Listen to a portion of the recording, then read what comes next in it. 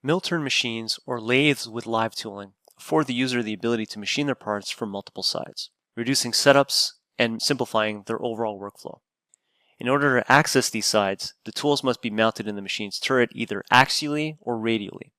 Starting in 2025, CAMWorks will further simplify programming your parts by making it easier to define how these tools are mounted.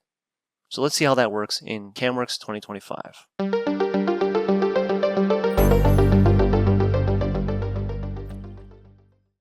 Setting up your tools before you begin to program is one of the better practices inside of CAM.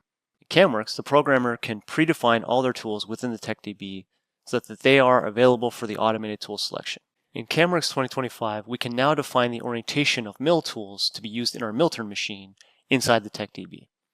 So if you take a look at these two tools here, both are half-inch flat end mills, but one is defined as being oriented in the down position, and one is oriented in the left position. Essentially, one is mounted radially and one is mounted axially. So defining it in the TechDB means that when this tool is automatically selected for use in one of the operations, it knows the proper orientation and thus which feature it should be applied to.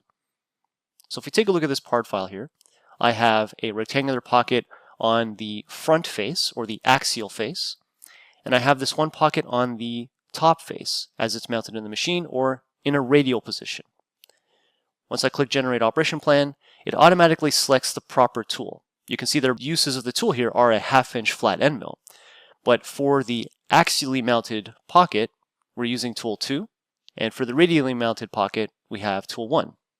If we take a look inside of the Tool Selection tab under Mill Holder, we can see that it recognizes the orientation of this tool as being left, or the proper mounting for addressing that pocket.